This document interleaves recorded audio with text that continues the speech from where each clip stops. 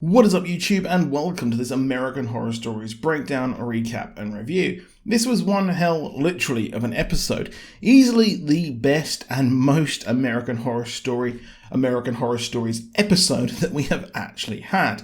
The story, the twists upon twists were expertly placed, and while American Horror Story takes a season to tell a story, and I have noticed that in the pre-season episodes this season, this episode really did feel like a whole episode when we have the usual story beats of what is going wrong, the twist, and then another twist, and yeah, let's have another twist as well. And Billie Lourd returns to the franchise and knocks it out of the park as the desperate mother-to-be. The twists were nailed and did remind me of Mysterio's reveal in Spider-Man Far From Home. Of course, American Horror Story wouldn't be American Horror Story without a cheesy, sexy twist that wasn't needed. The final one could have been left up to our imagination, as Bernadette did hint that she bought a real spellbook that gave her the spoops. This is the story of Liv and Matt in this American Horror Story anthology episode, or at least American Horror Stories. A couple desperate to get pregnant and have had multiple rounds of IVF which have failed over the 2 years. It's not explicitly stated, but Liv is rich and I presume it's from generational wealth, and her husband is a struggling actor supporting her through this fertility problems, and he's doing it because, well, he has realised that he's a struggling actor and he wants to support her like she supported him. Meanwhile, he's been using her and resorted to gaslighting her. Now, she's given a totem by the receptionist while Matt goes to get the car, and it's reported to help with fertility if you put it under the bed and knock boots. It's been in her family for years, but we know by episode's end this was all a lie and just sculpted by a friend of Matt's. Eventually they become pregnant, but she doesn't bond with the baby and finds motherhood difficult, combined with her husband out on night shoots all the time and a housekeeper slash nanny who is a bit pious. She's primed now to be gaslit, which is done by creating fake static, noises, fake demons, which is played by Matt's friend. She goes to visit a doctor at the advice of Matt about her postpartum depression, and this whole thing does remind me of Rosemary's Baby and showcases the pure talent of Billie Lourd, with her being one of my favourite AHS alumni along with Emma Roberts.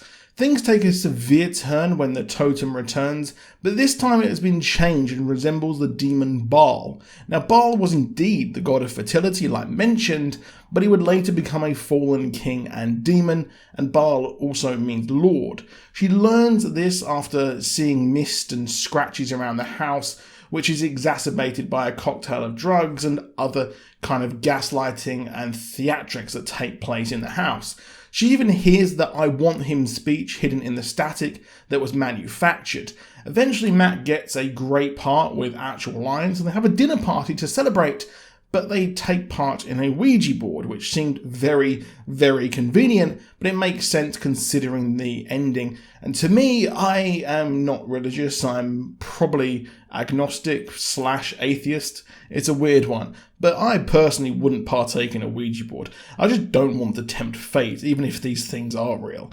After joking around, the board says, "I want him," which leads to Liv to flip out and confirms her fears, or should I say further compounds the gaslighting that took place. This took her to the arms of Bernadette and demands to know what the totem is and why does it want her child. They head to her apartment where we see many items of the occult and even a bust of the legendary Aleister Crowley, possibly the most well-known occult enthusiast.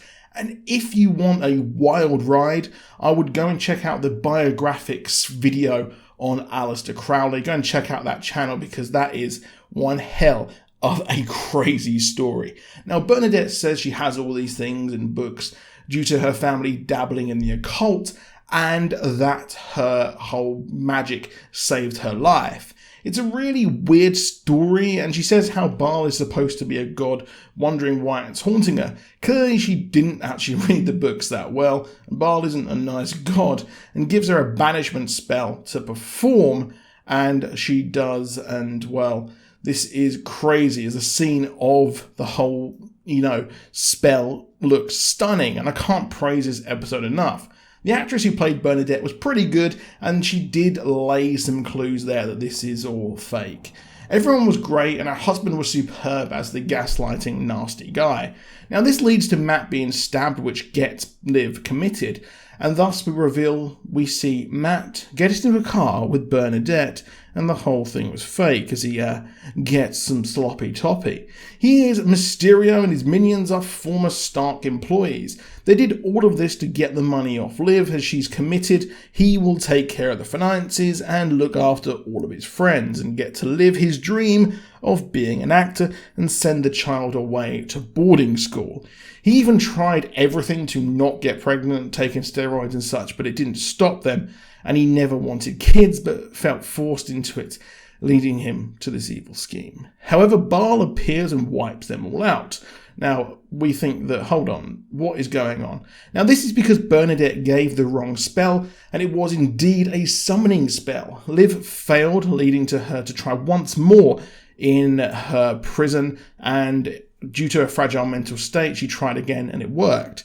The demon took everyone out after realizing it was a summoning spell. She knew what was up, and Matt is now in her position but charged with the murder of multiple people. She leaves him to rot, and he has no hope of getting out with no money for lawyers. Now the demon begs to be let free at the end, but only if she gives her a baby. Wow, that was a wild ride. Now this again, like last week and the week before, was a clear setup for another season with another dark demon baby like Apocalypse.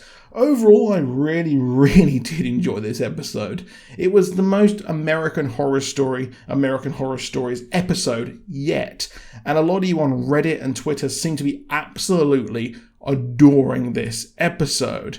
And a few of you did mark the twist all along. I couldn't see it, and I'm ashamed of myself that I didn't, because, well, I've watched all of the shows and they do always follow a specific pattern.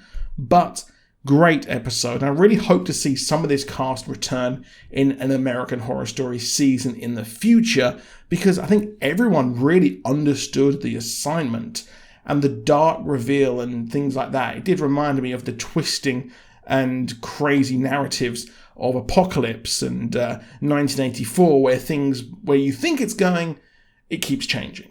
Now, a great episode, and Billie Lourd was superb, and I'm excited to see where American Horror Stories goes next. And I do think that the series has redeemed itself from the first two opening episodes, and I'd love to hear what you think down below of the episode. Did you enjoy it? Did you hate it? I want to hear all of your thoughts. Please do drop a like if you enjoyed the video, that'd be great, and do subscribe with notifications if you want more from us, and I'll see you soon, and goodbye.